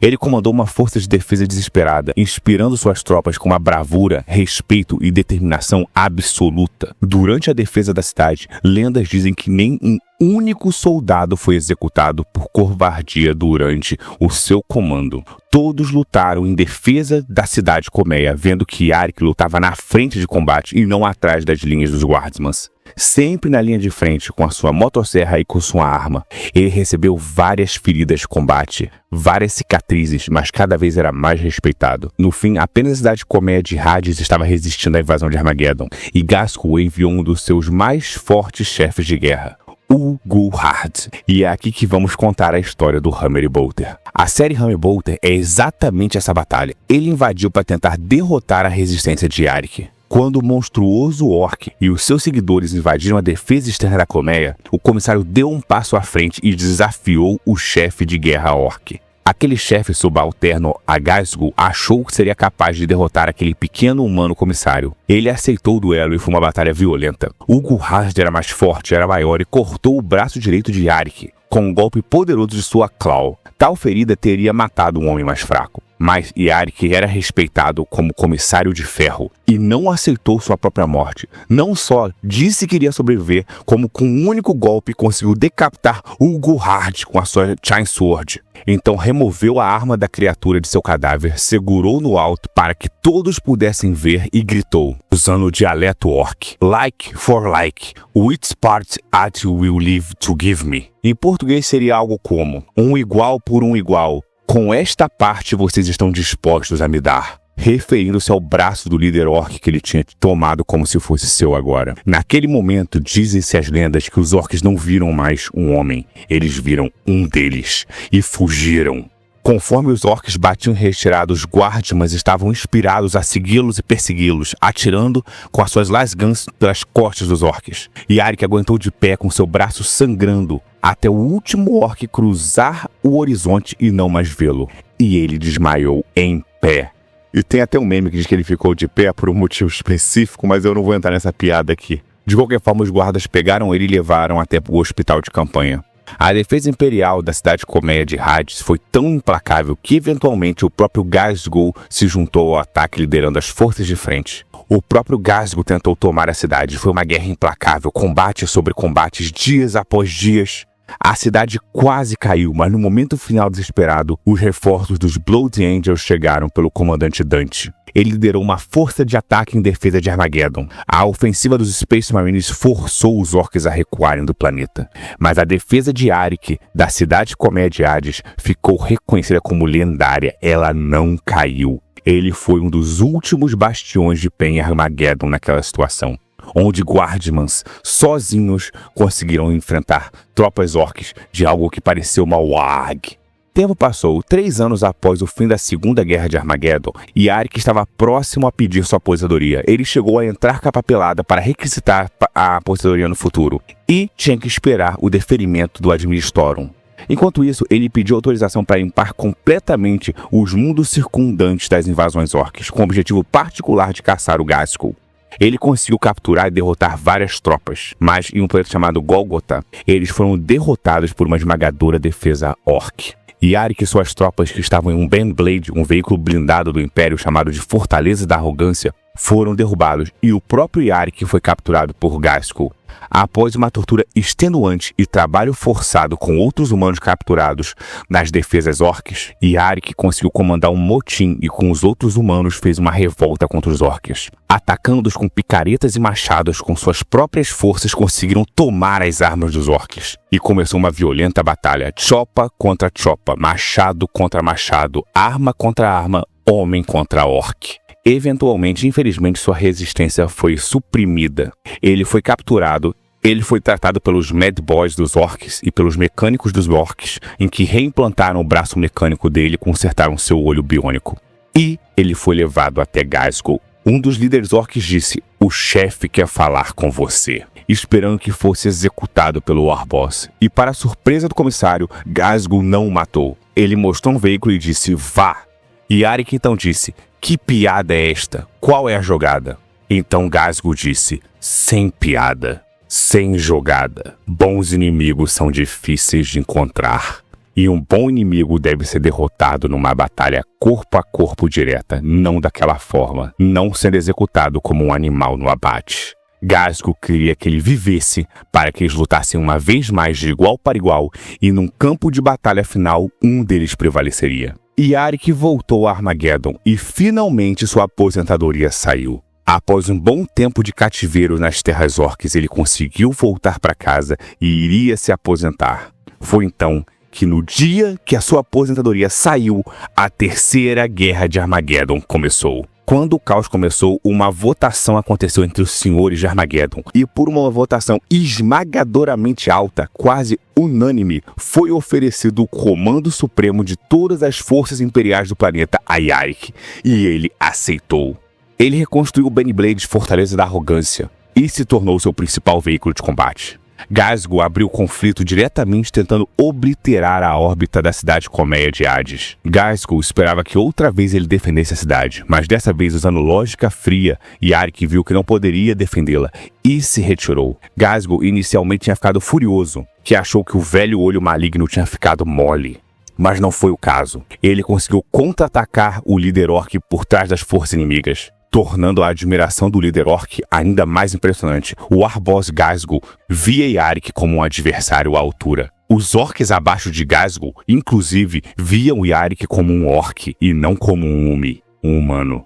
Yarick liderou pessoalmente as tropas de choque gadianas no combate. Eventualmente, a Terceira Guerra por Armageddon degenerou em uma guerra de alta escala e cansativo atrito. Yarick, devido às suas habilidades de tática de guerrilha, conseguiu frustrar as esperanças de Ghazghkull em conseguir uma vitória clara. Vendo que não poderia vencer mais uma vez, Ghazghkull se retirou com os Dark Templars o seguindo. Yarick pela segunda vez defendeu Armageddon, mas não deixaria Ghazghkull fugir dessa vez. Embarcou numa nave com suas tropas e foi atrás dele, determinado a livrar a galáxia de Ghazghkull para sempre, em uma batalha final que o mataria. Depois de muita perseguição, Yarick finalmente conseguiu alcançar Ghazghkull. No entanto, mesmo que eles tenham sido capazes de encurralar o Warboss, Ghazghkull foi capaz de escapar pela urdidura, pelo Warp, e começar uma outra grande WAG. Quando Yarick viu o Warlord Orc desaparecer, ele caiu de joelhos furioso e sabia que a sua fuga significava um terrível fardo na galáxia. Lendas e sussurros disse que houve uma transmissão entre os dois. Ghazghkull jurou que mataria Yarick com suas próprias mãos. E Yarick disse que estava disposto ao combate e só um covarde não iria vir enfrentá-lo. Ghazghkull estava preparando a sua grande Warg para atacar e matar o Yarick, quando de repente rumores surgiram. Yarick tinha sido morto. O sino das almas perdidas tocou na terra, revelando a morte de Yarick. Os relatos e detalhes exatos não foram claros. Inclusive não se sabe quem o matou, se foi nas mãos de Ghazghkull ou de Engron. Várias especulações foram propostas, mas não se tem certeza. Inclusive não se sabe se ele está morto ou apenas perdido na urdidura perseguindo Ghazghkull. Fato é que o Arboss disse que ele pessoalmente mataria Yarick e qualquer um que o fizesse teria a eterna raiva do líder orc. E esta é a história de Yarick, o comissário humano que conseguiu lutar lado a lado com os Guardians contra um boss orc e derrotá-lo, tomando seu braço e depois no futuro enfrentando Ghazghkull pessoalmente. Eu acho que o Yarick não está morto. Eu acho que ele está perdido em combate. Ele retornará. Eu tenho fé que a batalha final que Ghazghkull tanto busca será contra Yarick. Mas é só uma conjectura. Fato é que se foi Engron que matou Yarick, com certeza haveria uma batalha entre Engron e Ghazghkull. E essa seria uma batalha excelente. A Escola Progênio e o Warhammer 40.000 geram os comissários, guerreiros poderosos que teoricamente mantêm a disciplina e a ordem nas tropas dos regimentos da Guarda Imperial. Yarick, por exemplo, um grande e respeitado comissário que eu já fiz um vídeo. Mas alguns de vocês que estão assistindo esse vídeo podem ficar chocados ao descobrir que um dos heróis mais venerados do Império, como ele próprio admite ser, considera-se e é um patife, canalha e egoísta. Na verdade, eu chegaria a ponto de afirmar que foi esta mesma combinação de falhas de caráter que fez dele um dos servos mais eficazes que o Império do Homem jamais teve. Apesar dos seus árduos esforços em apenas sobreviver e ser um canalha, ele fez por onde? Ele já liderou tropas contra todos os inimigos da humanidade, já enfrentou e derrotou Necrons, Taus, Tiranídeos, Orcs, Elders, e ainda assim conseguiu se manter livre da mácula corrupta dos poderes ruinosos do caos. Relutantemente, meus amigos, isso deve ser admirado. Um dos comissários mais condecorados, amados e odiados do Império do Homem, Caiaphas Cain. E é de quem nós vamos falar hoje. Então, se você gosta do trabalho do canal, por favor, curta, comente aqui embaixo alguma coisa, porque ajuda no algoritmo. Assista até o final na velocidade de 1 pra gente espalhar o Warhammer 40.000 para mais pessoas. Muito obrigado aos membros do canal por apoiarem esse trabalho. Mesmo agora dando aula, estou com menos tempo para fazer vídeos, mas me esforço por vocês, vocês merecem. E vambora falar deste FDP. E eu não estou chamando ele de Força de Defesa Planetária. É outro tipo de FDP. Caiaphas Cain entrou em atividade nos últimos séculos do 41º milênio. E graças a tecnologias do Império, ele conseguiu manter na ativa por aproximadamente 200 anos. Foi quando ele se aposentou, mas graças à tecnologia do Império continuou vivo e foi tirado da sua aposentadoria para lutar novamente até chegar quase no milênio 42, que na prática tem quase um quarto de século de serviço. E vamos falar dele. O Caiaphas, ao longo de sua história, fez inúmeras menções ao seu mundo natal. Às vezes, até mesmo menções contraditórias, como se fossem planetas diferentes. Provavelmente de propósito, pois ele não quer revelar de onde ele nasceu. Mas, pelos dados que ele já falou em sua série de livros, e sim, ele tem vários livros da história dele, ele nasceu em um mundo colmeia. Nunca mencionou exatamente qual nome, ou qualquer característica mais profunda que pudesse levar à sua identificação. Mas este comissário, que aparece em 19 livros, tem muita história. E eu não vou poder falar tudo aqui, senão seria um vídeo de 2 horas. Mas vamos resumir a história do Caiaphas. Segundo ele, os seus pais foram mortos por Krutz, aquela espécie que auxilia o Império Tal. Segundo informações, seus pais eram soldados da guarda muito respeitados, tanto a mãe quanto o pai dele. E, por se tornar órfão em respeito aos seus pais falecidos, o Império levou ele para a Escola Progênio. Como vocês sabem, a Escola Progênio forma filhos da elite nobiliárquica do Império do Homem e filhos de pessoas importantes da Guarda Imperial que faleceram, órfãos em geral. É uma forma do Império tentar prestar assistência aos órfãos dos muitos guerreiros que tombam em defesa da humanidade. Segundo as informações da Escola Progênio, ele sempre estava com as notas no limite para ser aprovado e às vezes abaixo da média. Ele era um aluno medíocre, na pura definição de medíocre, na média. Mas, diferente do Yarick, que era mais combativo e confrontava mesmo, o Caiaphas era mais ensaboado. Ele fazia coisa errada, mas ele nunca era pego, porque ele era malandro. Logo quando ele se formou, ele foi lotado no segmento de artilharia de Valhalla. Valhalla é um planeta no Império do Homem, como Catachan, Krieg ou Kadia. E eles também mandam tropas especializadas. A especialização das tropas de Valhalla é lutar no frio, no gelo. São os guerreiros do gelo de Valhalla. Ele começou seu serviço como um comissário menor na 12ª Artilharia, no ano 919 do 41º milênio. Ele aparentemente era um comissário vinculado à bateria de comando, mas devido ao conflito da guerra, ele teve que fazer outras coisas além de ser apenas um comissário. Um dos seus primeiros combates foi em Desolácia 4, onde o seu regimento teve que defender um ponto contra orques. Não foi muito difícil, eles ganharam com relativa facilidade, mas então começou uma pequena invasão de tiranídeos, ou tirânidas, dependendo da tradução, porque a tradução muda um pouquinho dependendo do jogo de Warhammer 40.000, porque são empresas diferentes que traduzem. Essa história aparece no conto Lutar ou Fugir, e devido a uma sorte relativa e uma boa estratégia, ele consegue salvar os seus aliados e é visto como um herói. Ele foi cumprindo várias missões com artilharia, galgando pontos, na hierarquia imperial, mesmo não necessariamente querendo isso. O objetivo principal do Caiaphas era sobreviver, mas por uma sorte absurda nessas missões que ele teve em vários planetas, até que no ápice nesse primeiro momento, no planeta de Slaukenberg, ele e 2 artilheiros quase foram possuídos por uma sacerdotisa de Slaanesh. Mas, graças aos companheiros, eles conseguiram se livrar disso e conseguiram derrotar a influência do caos neste planeta. E por conta disso, ele foi designado ao comando do comissariado por alguns anos, no 12º Regimento de Valhalla. Devido à reputação que ele conseguiu juntar, por sorte ou por habilidade, ele foi jogado em várias missões extremamente perigosas. Mundo tumbas de Necrons, limpezas de Space Hulks, lutou contra Elders, tudo para sobreviver.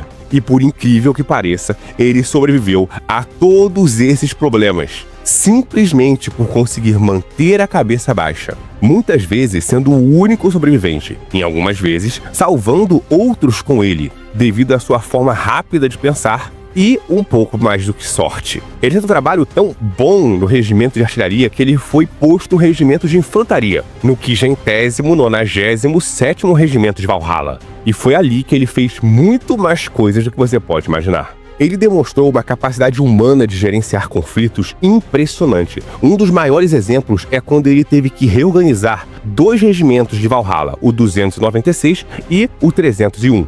Teve a fusão destes 2 regimentos em um novo, pois eles estavam muito fragilizados após enfrentar tiranídeos. Mas os regimentos se detestavam. Até mesmo os comandantes não se comunicavam. Então, cansado da falta de disciplina, usando como base algumas poucas coisas que ele se lembrava da escola Progenium, ele fez treinamentos que forçava os soldados dos regimentos diferentes ficarem em grupos juntos para trabalhar em equipe e confiarem uns nos outros. E isso funcionou. Logo, a representação combinada do 296 e do regimento 301 formou o regimento 597, o regimento Dei. E este regimento é o que ele ficaria por bastante tempo, enfrentando vários Taus, principalmente Tau, ganhando várias medalhas de honra ao mérito. A principal característica do Caiaphas, igual ao Yarick, é que ele não executa os soldados por qualquer besteirinha. Ele é um comissário, ele tem que executar quando há indisciplina, mas ele geralmente só executa em caso de corrupção do caos mesmo. E por conta disso, os seus regimentos costumam respeitá-lo e geralmente fazer as coisas da forma correta. Não por medo, mas por respeito. Caiaphas brilhou mais uma vez foi na 13ª Cruzada Negra, aquela do vídeo que eu falei recentemente. Se você não assistiu, tá aqui o link da 13ª Cruzada Negra. Naquele salseiro que aconteceu durante a cruzada, ele teve uma missão de combater ataques de Elders. Ele enfrenta e caça os Elders, mas em certo momento percebe que está tendo um culto de Slaanesh. E esta era uma ameaça maior. Em certo ponto, ele e o seu regimento se unem aos Elders contra os cultistas de Slaanesh. Juntos, eles conseguem derrotar esses cultistas e os Elders dão gratidão a Cain, porque graças a ele, eles conseguiram salvar várias pedras espirituais, ou seja, suas almas, para evitar que Slaanesh os devorassem. Ele ganhou ainda mais respeito pelas tropas, mas os rumores que ele trabalhou ao lado de Xenos cobraram seu preço, e a Inquisição e as investigações contra ele começaram. Cansado dessa investigação, Caiafas tentou se juntar mais a enfrentar o Império Tal, pois era coisa que não dava tanto problema para ele. Então ele e o seu ajudante pessoal, Frederick Jürgen, ou Hugen, dependendo da forma que você pronuncia, se ofereceram para servir em um mundo onde iriam enfrentar os Tal, uma missão que parecia simples.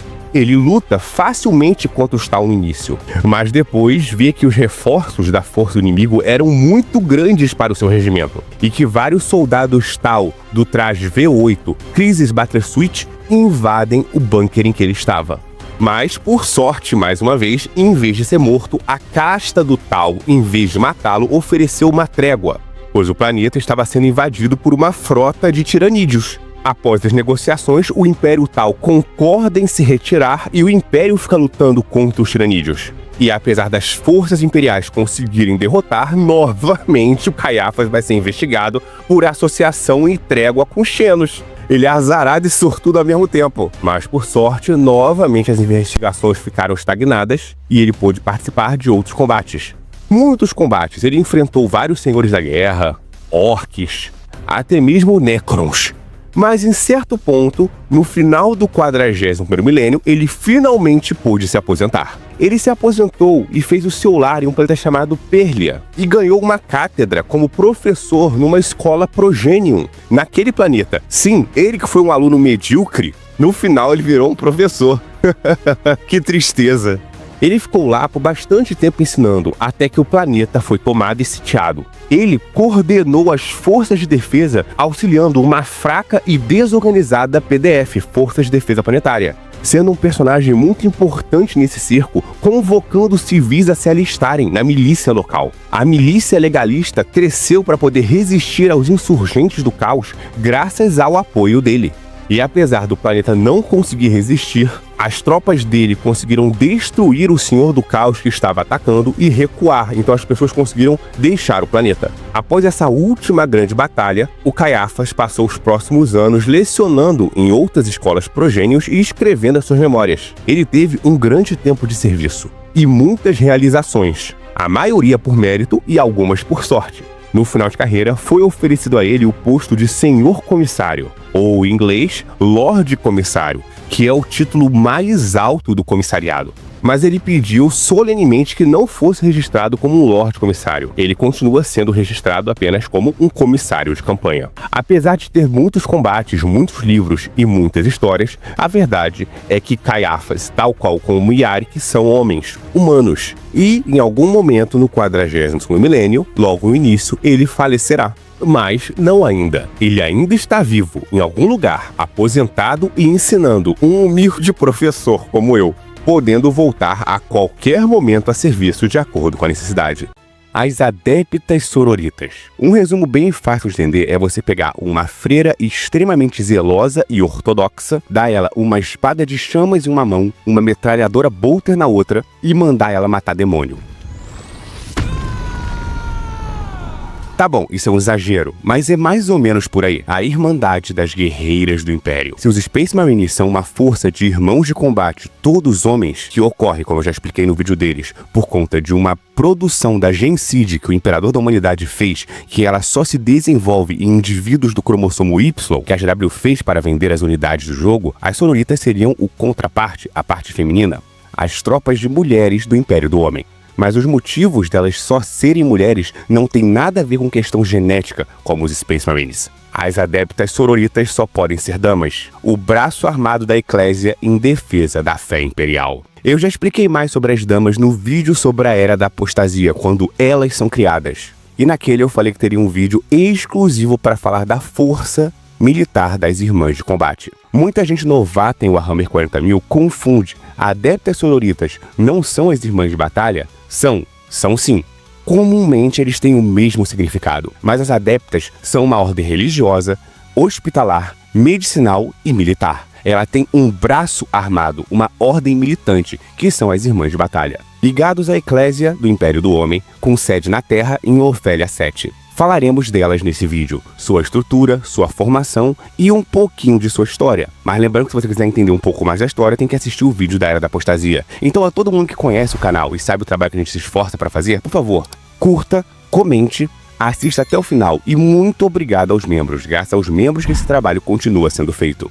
Vamos primeiramente fazer uma pequena contextualização histórica e do porquê as Adeptas Sororitas são uma ordem exclusivamente feminina, e depois vamos falar um pouco dos seus regimentos, culturas e características. A Irmandade das Adeptas Sororitas serve como a única força militar oficial do Adeptus Ministorum. Porque após o incidente do Reinado de Sangue de Gori Vandiri, que eu já falei no vídeo, entre o conflito entre o Ministorum e a Eclésia, o Ministorum o braço administrativo e a Eclésia o braço religioso, em que um homem, Gori Vandiri, ou Gori Vandaire, conseguiu pela primeira vez monopolizar em sua figura o topo da hierarquia das duas forças, mergulhando o Império numa era terrível de apostasia e violência. Ele foi finalmente derrubado por Sebastian Thor, uma figura obscura e mal definida que liderou a Confederação da Luz e grande parte do povo do Império e aliados para derrotar o Alto Lorde da Terra, o Gori Vandiri. Se por um lado Vandaire tem muitas informações sobre sua história, o Thor quase não tem informações.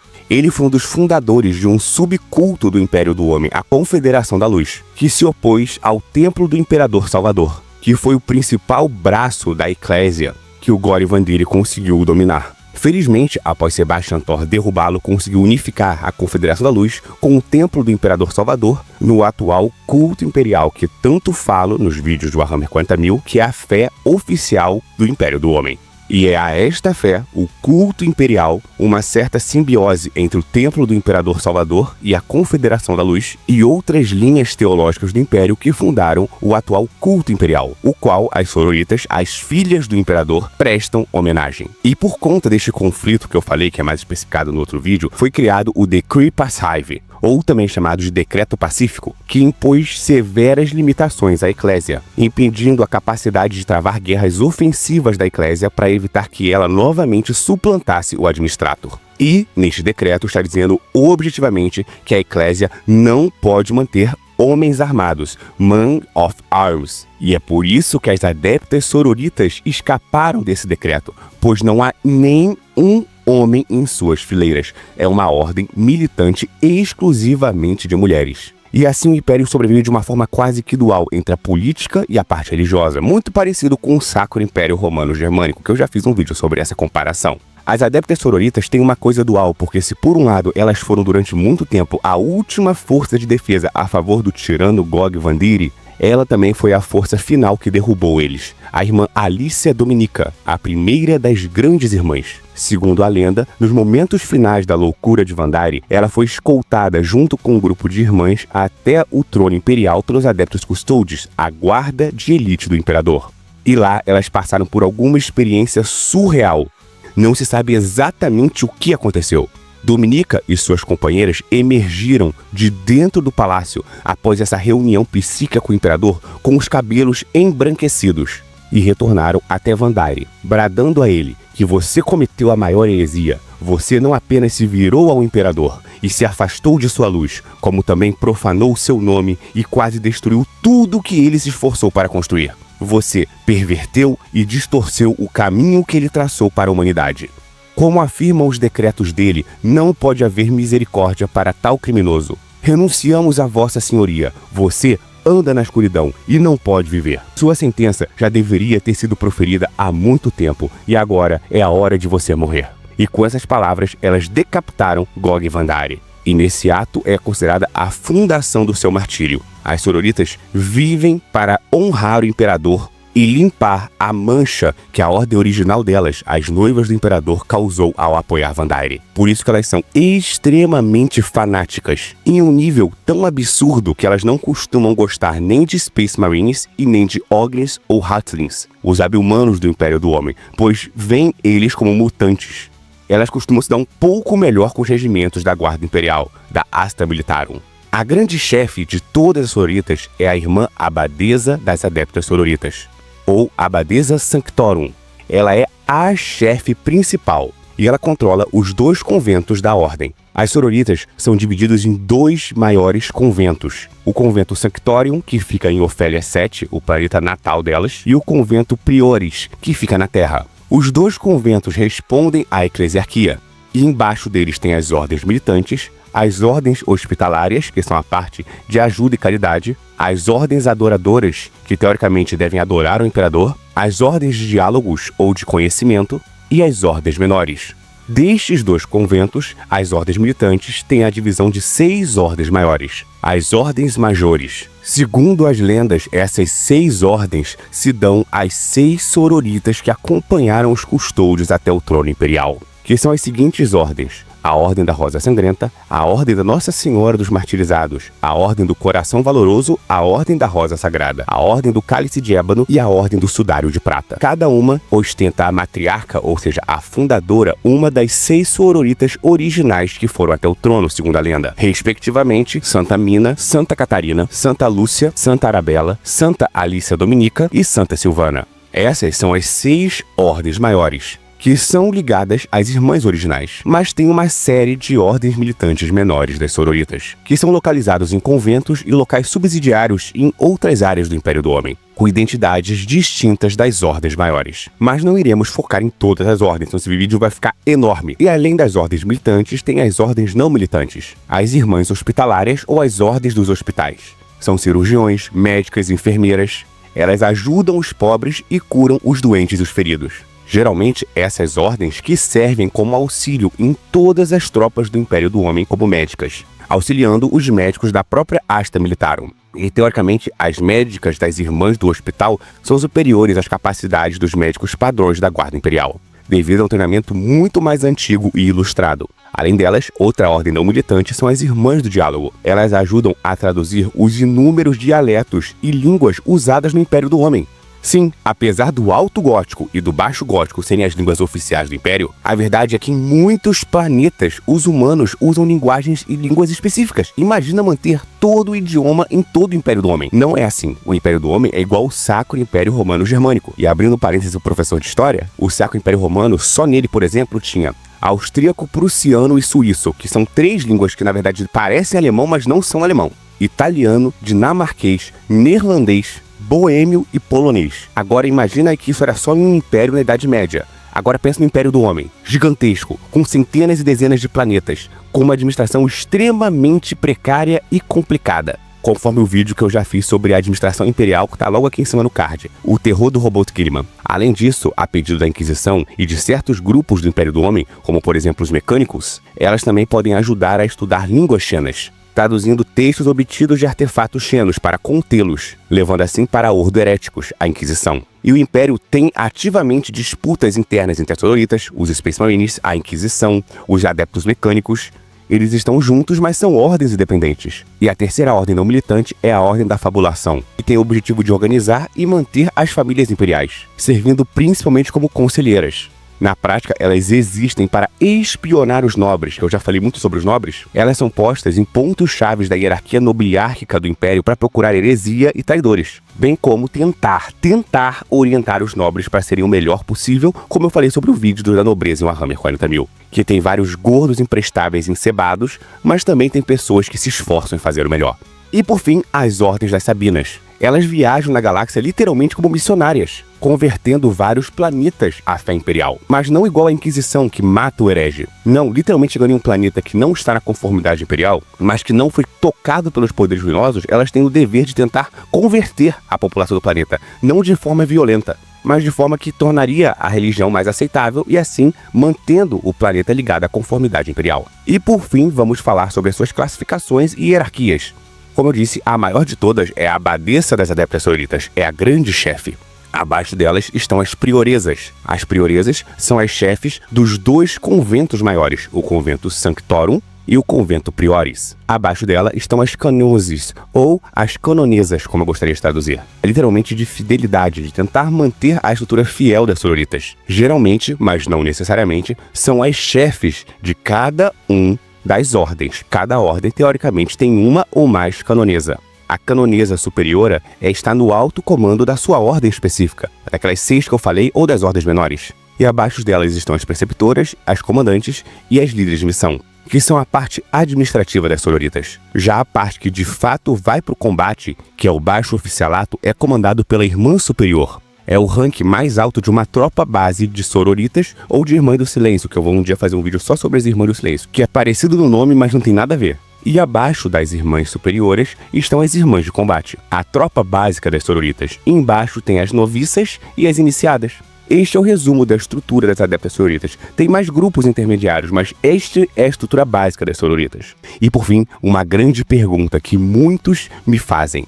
Existem adeptas sororitas hereges? E embora seja extremamente raro, existem sororitas que caíram para o caos ou foram corrompidas pelos cultos dos roubagenes, dos genstealers, que eu já falei sobre eles no vídeo sobre as tirânidas. Mas frente dos Astartes ou da Guarda Imperial, como as sororitas são um braço da Eclésia, toda vez que uma sororita cai na heresia, o Império faz uma declaração pública. Toda vez que uma sororita cai na heresia, o Império manda o máximo de sororitas para exterminá-las. É uma situação tão complicada que o Império do Homem, o Ministorum, fez uma declaração pública eras atrás que é impossível uma sororita cair na heresia. O tamanho medo que eles têm que isso aconteça. Pois imagina, uma sororita na heresia é a heresia do braço armado da Eclésia. O Administrator pode se corromper, o Ministorum não. Essa é a ideia, a pureza do Ministorum, que nós sabemos que na prática não acontece, mas ele tenta. E sim, há contos que as adeptas sororitas lutam entre si, onde demonstra a possibilidade de heresia. Posso até ler no futuro um conto muito conhecido e bem interessante, que é O Coração e a Alma, que fala mais sobre esse tipo de questão, que conta a história da irmã Miriael, uma irmã superiora da Ordem da Nossa Senhora dos Martirizados, que é a única irmã que as adeptas sororitas reconheceram publicamente ter caído voluntariamente ao caos. Mas ela não é a única. O conto do Coração e da Alma fala de outra que eu acho ainda mais interessante. A irmã Oleande, da Ordem do Coração Valoroso, que se torna uma adoradora de Khorne, a iconoclasta, ou o iconoclasta. Mas eu vou contar essa história depois. Agora, o que muita gente quer saber, elas podem cair para Slaanesh? Teoricamente sim, porque em tese as sororitas não são celibatárias. Veja, elas podem praticar o celibato, ou seja, não ter relações. Inclusive, isso é valorizado pelas ordens e algumas subordens exigem, mas não é uma exigência hierárquica da Eclésia. Sororitas não podem se casar enquanto estão em serviço, mas uma vez que elas encerram o serviço, elas podem ou se manter em reclusão em monastérios mais distantes, rezando e orando, ou elas podem se desincorporar da força, se casar e ter filhos. Não é igual os Space Marines, que eles não têm filhos e não fazem relacionamento porque eles são incapazes biologicamente devido a Genseed. Se você já viu o vídeo sobre as sororitas ou sobre os comissários, você sabe o que é a Escola Progenium. São várias escolas espalhadas por todo o Império do Homem e o Warhammer 40.000, controladas pelos missionários da Eclésia. Essas escolas treinam a elite do Império do Homem, filhos de nobres, órfãos que têm algum padrinho político poderoso e alguns indivíduos que chegam por sorte. Eles criam os grandes administradores do Império, tanto que vão para a área do Administratum, quanto os que ficam na Eclésia. Comissários, adeptas sororitas, assassinos, inquisitores, oficiais da Militarum Tempestus e comerciantes da Rogue Trader. Mas se você acompanha o canal há mais tempo, você sabe que eu sou um professor. E este vídeo eu gostaria de falar sobre uma coisa que eu acho muito interessante: sistema educacional, mas não do nosso mundo real, do Império do Homem. Vou conjecturar, utilizando várias fontes, como funciona a educação no Império. O Império do Homem é colossal, gigantesco, extremamente descentralizado, com mundos muito distintos. Então, obviamente, a educação dele não é centralizada. Não deve ter um Ministério da Educação.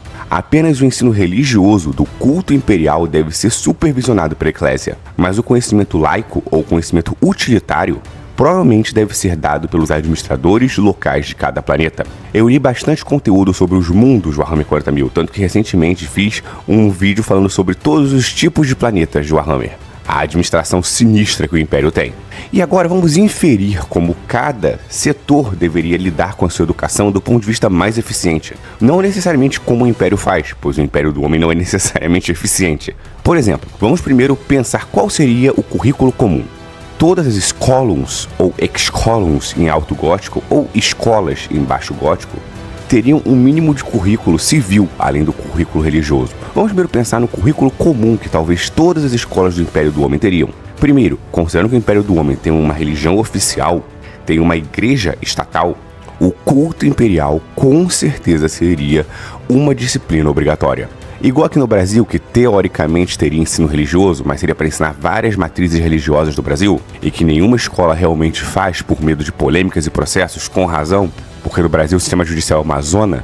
Você pode estar todo certinho e ainda levar um processo? E sim, eu já vi isso acontecendo. Eu sou professor, tá, gente? Eu já vi processo sem motivo nenhum que a escola pública ou privada recebe, e mesmo ela estando toda certinha, depende exclusivamente da decisão do juiz. Não importa o que a lei diz, não importa os documentos apresentados. A resposta vem da cabeça do juiz. O que ele decidir é a vitória. E o Império do Homem é um pouco assim. Os árbitros têm esse poder arbitrário de decidir quem vive e quem morre. Os árbitros são os juízes do Império do Homem. No futuro terá um vídeo só sobre eles. O direito imperial é inquisitorial. O árbitro, ele é o investigador, o juiz, o promotor e em algumas vezes a testemunha também. Ele só não é a vítima, porque o Império do Homem ainda segue princípios do direito inquisitorial. A pessoa do juiz e a pessoa da vítima não podem ser a mesma pessoa, porque aí já é barbárie demais até pro Império do Homem. Mas então, provavelmente, um dos currículos mínimos é o ensino religioso do culto imperial. E provavelmente nesse ensino religioso altamente proselitista deve também se ensinar história do Império. Claro, focando na ideia de criar um indivíduo leal ao Império do Homem. Então o nome da matéria deve ser Culto Imperial e História do Império. Além disso, com certeza deve ter o ensino do Baixo Gótico, em cada planeta adaptado ao seu vocabulário regional, já que o Baixo Gótico é uma mistura de línguas diferentes, que tem uma corruptela do latim, e nas escolas mais importantes, das capitais planetárias provavelmente, deve ter o Alto Gótico, como disciplina obrigatória.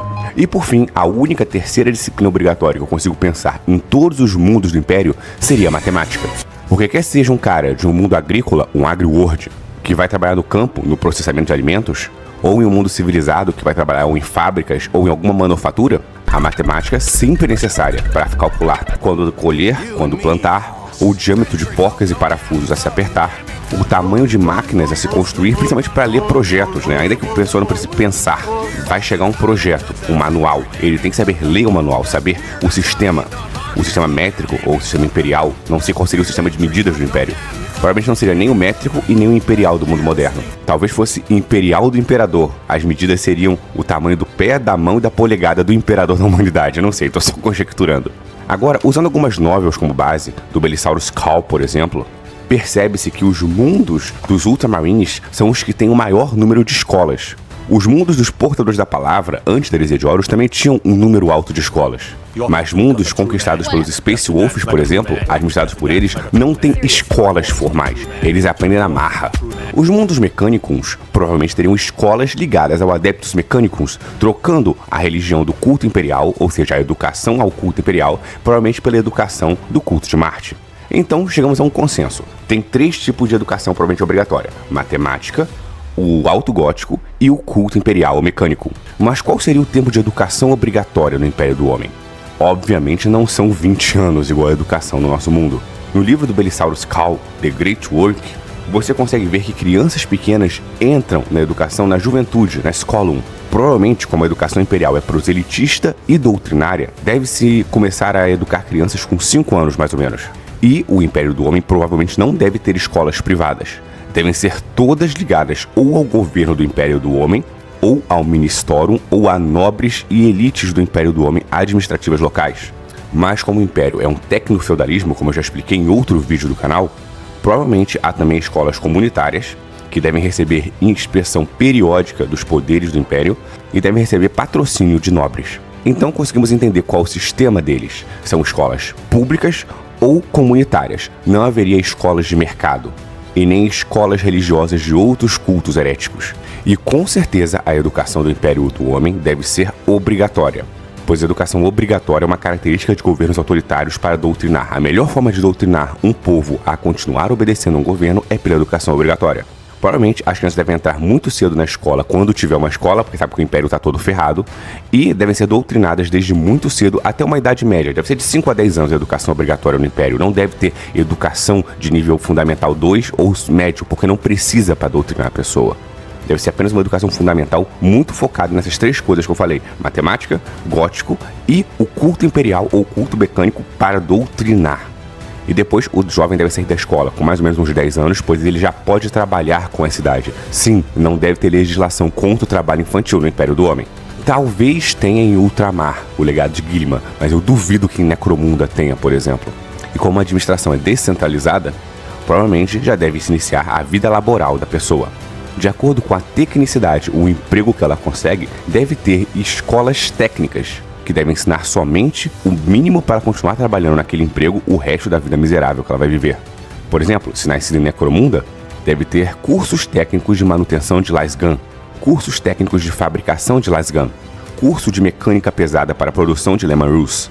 Em um mundo agrícola, deve ter curso técnico de operação de maquinário pesado, curso técnico de agronomia planetária, curso técnico de utilização de recursos hídricos. Isso tudo provavelmente em Macragge e em Ultramar. Acho difícil que alguns planetas sejam tão eficientes assim.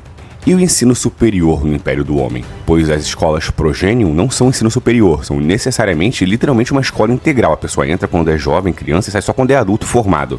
Será que tem escolas de ensino superior no Império do Homem? As escolas que as pessoas entram depois de adultos? Provavelmente sim, e devem ser as únicas escolas que devem ser mantidas pelos nobres do Império. Porque não seria interessante para o Império ter faculdades de nível superior. Só deveria ter escolas básicas, que seriam para doutrinar e ensinar o básico do gótico, escolas técnicas focadas para o mundo do trabalho e do emprego, porque eles precisam de mão de obra o máximo possível, senão vai para a guarda lutar. E é importante que um guarda saiba o mínimo de matemática, o mínimo de leitura de gótico, não vale a pena um guarda analfabeto, por isso que deveria-se ter escolas fundamentais. E nas escolas técnicas, para preparar a mão de obra para trabalhar nas fábricas civis ou na agricultura. Mas e o ensino superior, o ensino analítico? A única possibilidade é que tenham escolas comunitárias suportadas por nobres, que com certeza tem pessoas do Ministório de olho e árbitros para evitar que tenha ensino de heresia. Mas devem ser as únicas escolas, entre aspas, livres do Império do Homem. Como eu imagino que devem ser criadas? Ou um administrador planetário, junto com outros nobres, funda polos dessas escolas para desenvolver um pouco mais a elite do seu planeta e assim aumentar a eficiência para ele poder viver de forma mais confortável e evitar rebeliões, se ele for um nobre inteligente. Provavelmente os nobres de Macragge e de Ultramar devem fazer isso. Ou não, deve ter uns nobres, que são aqueles nobres que eu já falei sobre o vídeo sobre a nobreza de Warhammer 40.000, aqueles nobres encevados e engordurados que não se importam com o seu planeta, só sugam, que nem mesmo as escolas fundamentais do Império devem abrir desses locais. E é isto, este é um pequeno resumo e confabulação como seriam as escolas imperiais. Os fatos desse vídeo: existem as escolas fundamentais, que são os Scolums, existem as escolas confessionais integrais, que são a escola Progenium, e, teoricamente, existem as escolas técnicas para trabalhos focados. Tem alguns livros de Warhammer 40.000 que falam sobre isso. O livro do Belisaurus Krauss, o Flash Steel. Alguns textos da revista Anão Branco já falou sobre isso, o White Dwarf, que é uma revista própria da GW, que lançava alguns conteúdos interessantes sobre novas regras, o background do cenário de Warhammer 40.000. Mas como é uma revista, os dados dela são mais anedóticos, são mais para ser interessante mesmo, sabe? Ela ainda é publicada até hoje em versão digital e no Reino Unido ainda tem, teoricamente, a versão física. Então este é um resumo confabulando como seria a educação no Império do Homem. Certamente seria obrigatória, extremamente confessional, doutrinária e em alguns mundos extremamente eficiente e em outros completamente inexistente. Se você gostou desse vídeo, dê um like. Muito obrigado aos membros do canal, graças a vocês que tudo isso acontece. Inclusive, a ideia desse vídeo foi dada por um membro do canal. Então se você tiver alguma ideia ou quer saber alguma curiosidade sobre vídeos, põe aqui embaixo. Eu sempre tento ler os comentários e ponho no meu caderninho. Ele tem uma ordem dos conteúdos que eu vou criando, mas às vezes eu mudo de ordem, ponho coisas que eu acho mais interessante acima. Alguns vídeos sobre primarcas estão a caminho, acho que você pode se interessar. Obrigado, até a próxima, aqui é o Arauto, e lembre-se, o Imperador protege, mas um bolter carregado ajuda.